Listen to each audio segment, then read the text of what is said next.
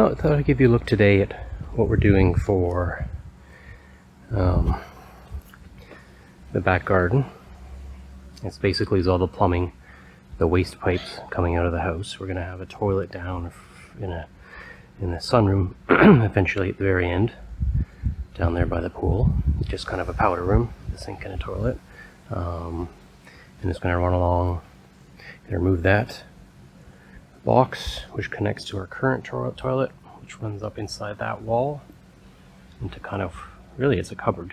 I'm not sure why they would have done that, but that's how they did it back then, I guess. There is a washing machine / where our dishwashers are right now in the kitchen. That runs into there. This is all, there's been rain, so all the pipes have kind of, water has run in. And then that all goes to this main sort of manhole access cover thing. That goes on that direction, out down the pathway there to the street. That hooks into the street. There's another connection to where our ensuite is, where the kitchen sink is, which would be there, and then the upstairs bathroom, which we've never used. So we're going to remove that. I'm going to replace it with some smaller 50mm pipes, and that's just to collect the sink, shower, and bathtubs. And basically we're going to use a gray water system. I'm going to install that. What there is this, the green box there, it will have a pump in it, and that's going to, kind of like a sump pump, and basically that's going to pump it all the way along the wall there in the moat, or whatever we want to call it, and pump it into some IBC storage bins that will eventually be in the garage. And we'll use that to do all our watering in the summer, as it's such a dry area. There's often water bans and whatnot, plus it's just better for the environment. So we're going to catch this room, which will be the kitchen sink, our ensuite and the top floor bathroom, shower, sinks, not the toilet obviously, and then we're going to do the same for the first floor, which is the, not the ground, but the first floor in France. That one up there, we're going to run a second pipe beside the toilet, waste pipe, the 110 mil waste pipe down, and we're going to collect that along as well.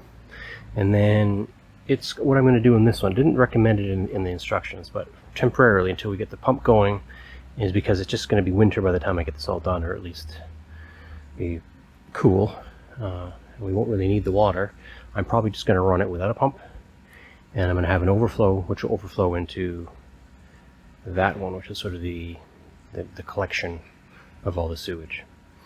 So, and I'm going to use it just in case if it ever backs up, the pump dies, I don't want everything backing up into the house. I'm also going to be, so basically the concrete below, those blocks will be removed. I'll be making 2 sets of concrete blocks. One will have the access kind of collection thing here, whatever this, I don't know the actual name of it, basically it's to collect all the waste pipes, and then it goes out to the street. I'm going to have a non-return valve, to make sure that if the street ever backs up or there's flooding down in the town or whatever, that it doesn't come back into the house. So this kind of go in this empty area here, which actually is a pipe under there, but once again the rain has taken it out. And then basically I'll have a box around that, and then a box around this one for collection. And on the far side over here is where the waste, or the gray water waste collector will be. But down that, it's going to be the lower level because it's a higher box. And basically that will pour into the side of this over here. We're also going to be making the wastewater, instead of coming up the side of this house, on this side of all the toilets, they're actually not going to be on these walls. So right now we've got one toilet on this wall, one toilet at the top floor on this wall. We're going to actually move them farther into the house. And then what we're going to do is run down kind of the back wall of the kitchen, and under the kitchen floor, since we're going to be removing it anyways, it's a big mess from tree roots have lifted it, and they're old tiles, and we want to, it's just basically they've been put on dirt. Well, that's going to be for another video. I'll have to do that probably in the winter or the spring. We're going to be running the toilet drains for the ensuite toilet and for the top floor bathroom toilet under the kitchen floor, and that will also collect, the dishwasher and whatnot. We're also going to be moving the washer and dryer from what they're kind of currently in the kitchen. Temporarily, we're going to be moving up to where the old bathroom was, which was up there. But we're not going to use that pipe. We're getting rid of it. We're going to rip that out of the wall and fill it in properly with some lime mortar and the old stones that are kind of down there. It's just a small channel, but I'll show you what the one I took out. I've chiseled the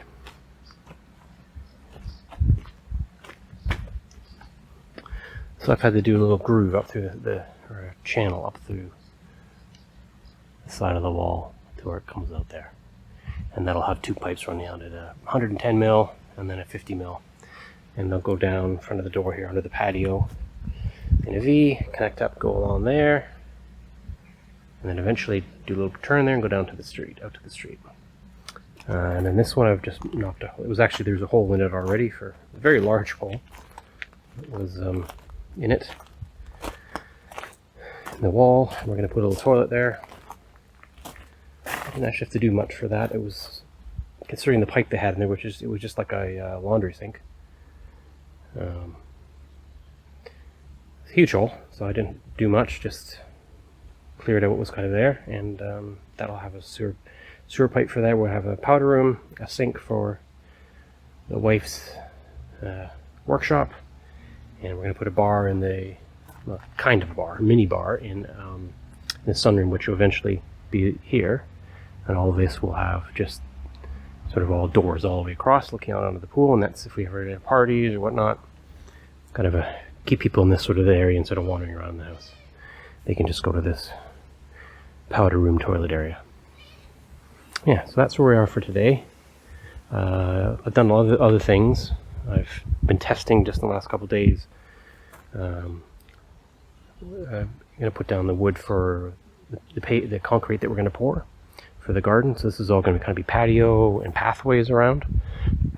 We're using this wood simply because we're going to be reinforcing the floors in some of the rooms, because we're going to put in bathtubs, and they've been kind of sagging, so we're going to use that to make noggins, or whatever you call them. In the house, there's no noggins, basically. So they're really long distances. They're like, some of them are spanning 5 meters, and they're really quite undersized.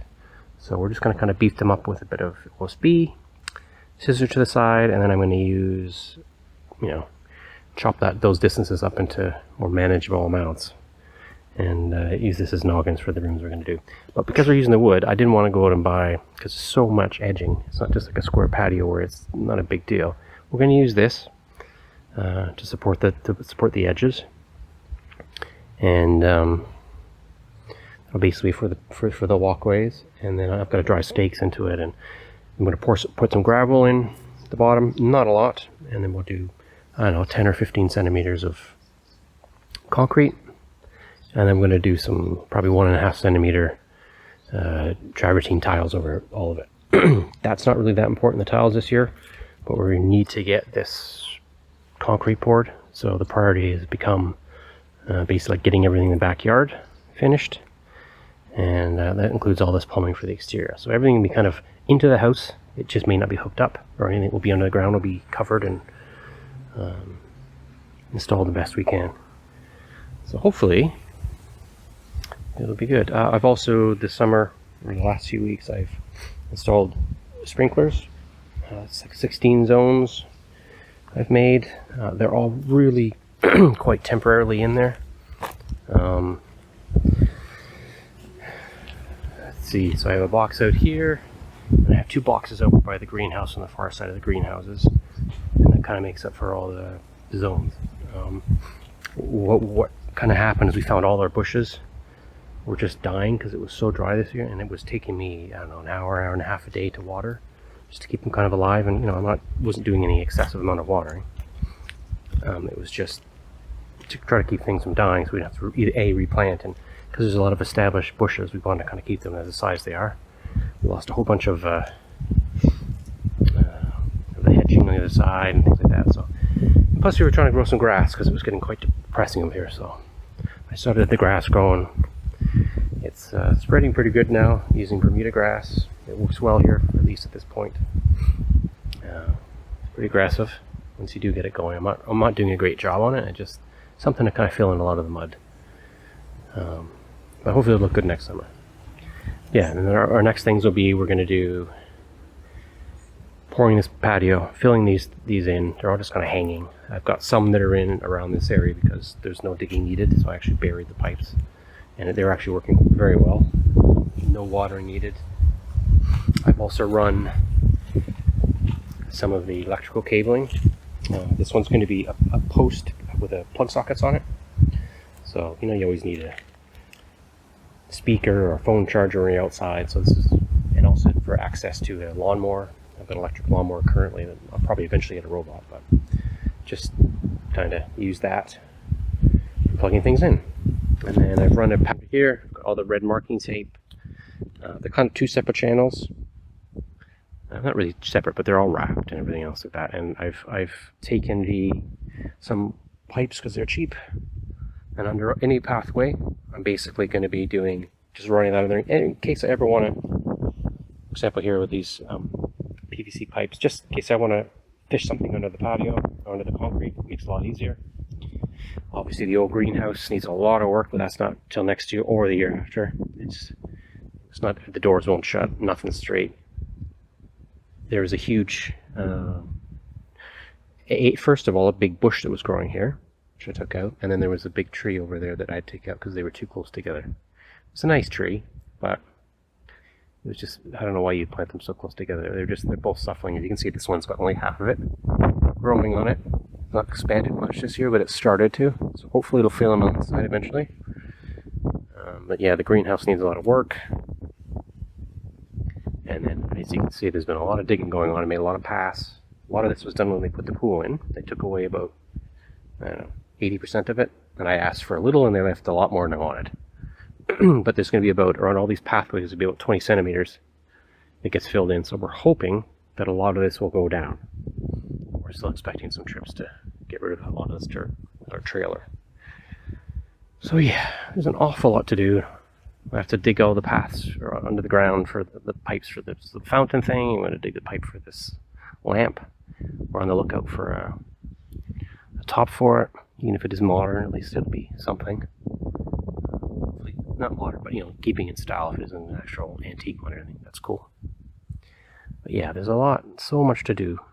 And it's pretty much just me at this point, as the wife works full time. So doing best we can, and hopefully we'll get this patio area done and the externals done, so then I can switch to doing stuff inside, which has not really been touched much since we've moved in, other than taking out wallpaper and stuff like that. So the next thing for that inside will be to finish off the bathroom once the concrete gets poured exterior on the outside in the garden, and then we're going to do the electrical. So when we have an electrician, and I presented him with the plan, and he's approved it and said, yeah, it's perfect, it's great, awesome. So I'm going to do all the cutting the grooves in the walls, and I'm going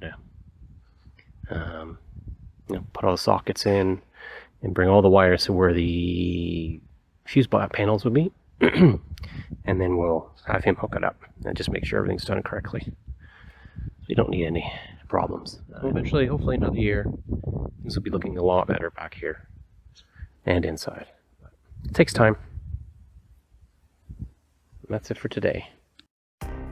If you're interested in seeing me work on this plan, please consider subscribing. Thanks for watching.